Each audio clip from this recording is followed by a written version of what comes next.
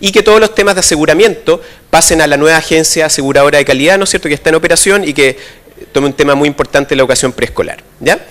Después está todo el tema de los proveedores privados que están presentes, ¿no es cierto?, donde nuevamente necesitamos, ¿no es cierto?, que se avance a incorporarlo a la institucionalidad que incorpora agencias, superintendencia de educación, ¿no es cierto?, que se está implementando la educación escolar. Entonces avanzar acá. Hay temas de educadoras, ¿ya?, que después lo voy a hablar un poquito más adelante en la ley de carrera docente y en algunas sugerencias que tenemos ahí. Esto es súper importante, ¿ya? No es lo mismo educadoras de párvulos, ¿no?, educadoras preescolares, ¿no es cierto?, que lo que viene después. Y el último tema es un tema que tiene que ver con, de nuevo, se fijan, o sea, yo le hablé como la parte institucional, pero nosotros para lograr tener resultados importantes con los niños más pequeños, ¿no es cierto?, necesitamos inyectar recursos, ¿ya? No va a salir de la nada esto, ¿no es cierto?, o las posibilidades de mejora de educación, de acceso a educación de calidad, ¿no es cierto?, en preescolar, de alguna manera es muy limitada si uno no pone más recursos, ¿ya? Entonces lo que nosotros proponemos acá es un aumento de la subvención pública que se acerque a los niveles de la OECD, partiendo con una prioridad muy fuerte a los alumnos más vulnerables. Y en ese sentido, ir avanzando hacia un esquema de cobertura universal, eventualmente obligatoria, ¿no es cierto?, de educación que parta en prekinder, no en primero básico como es ahora, sino que partir un poquito antes, cosa que de facto está sucediendo en los grupos de quintil, bueno, en los grupos de mayor ingreso, obviamente, ¿no es cierto?, hace mucho tiempo, y enfatizar entonces este aumento de recursos y este foco de alguna manera al principio los más vulnerables y después se traspasa de alguna manera al resto de los estudiantes en régimen, por así decirlo, ¿ya? Entonces ese es un primer tema. Entonces no sé si queda claro, o sea, tema de desarrollo temprano, educación preescolar, está todo este tema como del servicio de la primera infancia, donde toma aspectos que no son propiamente educativos, sino que coordina, integra, tiene poder político en nuestra opinión. Después está el tema de allegar más recursos, ¿no es cierto?, a los niños que van a la educación preescolar y hace un esfuerzo importante por aumentar la cobertura. Hubo un esfuerzo muy importante por aumentos de construcción de colegios, de jardines, que hablaba el candidato Velasco, ¿no es cierto? Si uno mira los datos de la última CACEN, los aumentos de cobertura no son tan espectaculares como los que uno debiera haber esperado. Entonces hay algo que está pasando ahí, ¿no es cierto?, que esos recursos adicionales no están implicando ni siquiera mayor cobertura, ¿ya? Entonces es un primer tema importante. Segundo tema importante tiene que ver con algo que está presente en las ciencias sociales desde hace harto tiempo, pero que se ha ido relevando fuertemente por el trabajo, entre otra gente, de un premio Nobel de Economía, que es James Heckman, que es de alguna manera notar de que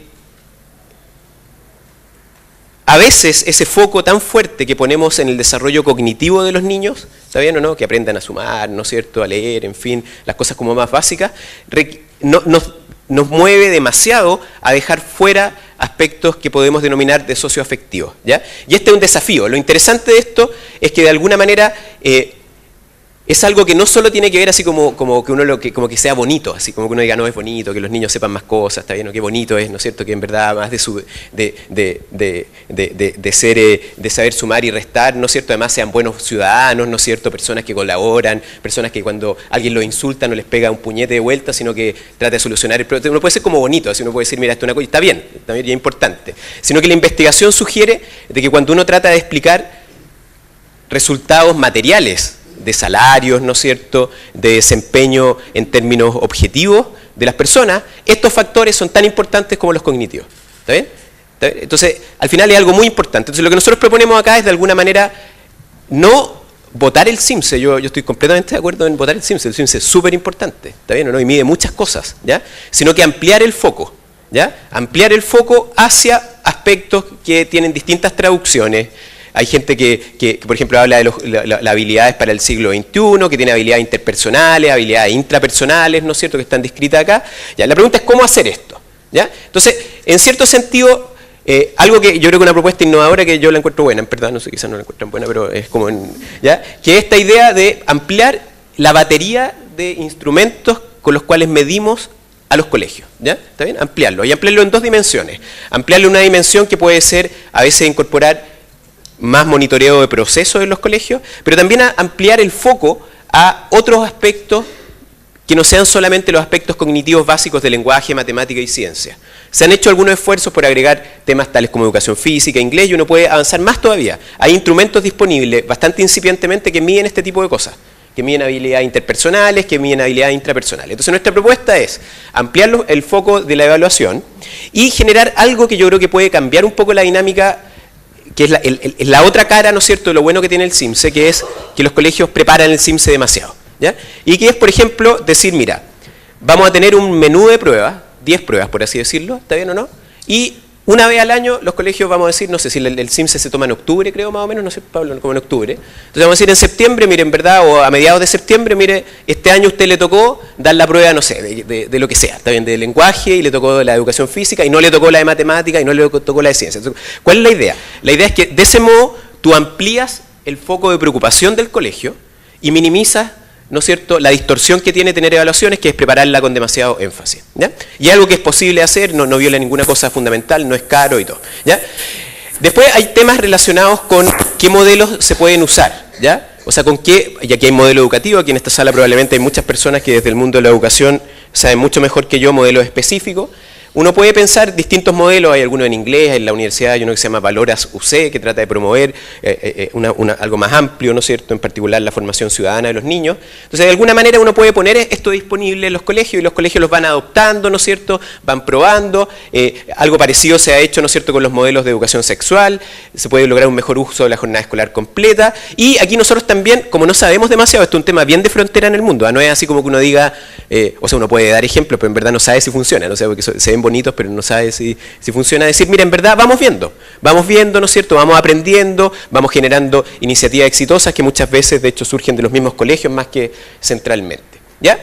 Y un tema muy desafiante en esta línea, que es algo que de hecho Paula nos enfatiza mucho en su informe, es que los aspectos socioafectivos no salen de la nada. No es así como que yo puedo decir, mire, ya hoy día yo enseñaba matemáticas y desde mañana voy a enseñar matemáticas y aspectos socioafectivos. Eso no es, o sea, podría ser eventualmente por casualidad que alguien lo pueda hacer. Entonces hay todo un tema de maestros, de profesores, ¿no es cierto?, de docentes y la formación que pueden tener, ¿ya?, que de alguna manera hay que ir metiéndolo, ¿está bien o no? Y que esto debiera traducirse, ¿no es cierto?, en términos de los planes de formación en universidades, todos los exámenes de habilitación que están considerados en la nueva institucionalidad, ¿no es cierto?, y la discusión pública que hay, ¿no es cierto?, certificación. Entonces ampliar un poquito el foco, ¿ya? O sea, yo necesito profes que motiven a los niños, ¿no es cierto?, necesito profes que de alguna manera sean capaces de transmitir este grupo más amplio de habilidades.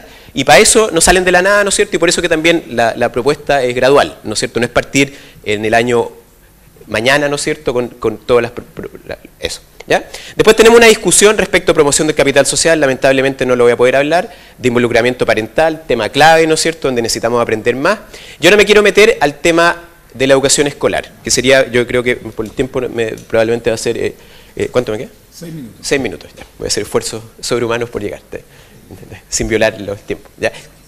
Entonces, de alguna manera, en educación escolar nosotros proponemos varias cosas, ¿ya? Y nuestra propuesta, yo lo voy a poner acá en términos muy simples porque no tengo más tiempo, se centra en dos temas. Se centra en un tema que es el tema como más institucional, ¿ya?, que de alguna manera nosotros como que lo damos con check. O sea, ya tenemos un Consejo Nacional de Educación, tenemos agencia aseguradora, tenemos superintendencia, tenemos ministerio, está partiendo, ¿no es cierto? Nosotros en verdad creemos que ese es un marco institucional que es razonable, que agarra por distintos lados, ¿no es cierto?, una buena fiscalización, que nos puede de alguna manera, nos deja tranquilos, con dos salvedades, que es meter más fuertemente la educación preescolar en eso. Y en segundo lugar, que las evaluaciones, por ejemplo, de la agencia aseguradora, creemos que en el mediano plazo, ojalá que más temprano que tarde, debieran incorporar más claramente aspectos socioafectivos, ¿ya? Ya. Y cuando nos movemos, entonces eso es lo primero, ¿ya? Y es súper importante, y ahora me voy a centrar en lo segundo, que yo creo que es algo que tratamos de hacer bastante esfuerzo, ¿ya? Y lo segundo es meter más plata al sistema. Si uno hace distintos cálculos, ¿ya?, y esto lo interesante es que llegamos al mismo número mirando de dos puntos de vista distintos, ¿ya? Uno puede agarrar cierta evidencia internacional, hay un par de investigadores, Hanushek y Guzman, que tienen algunos papers, en que documentan y dicen, bueno, ¿cuál es la relación entre los resultados y disponibilidad de recursos? Estoy diciéndolo de modo muy burdo y otras cosas, ¿ya?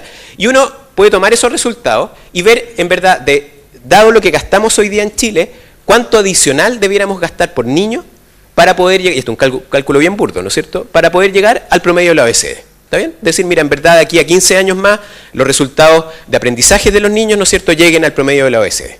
Y eso implica un aumento del orden de 90.000 pesos, ¿ya? Eso fue lo primero que hicimos. Lo segundo que hicimos fue ir a tomar experiencias de colegios particulares pagados, entre comillas buenos, pero que no son demasiado caros. ¿Está bien?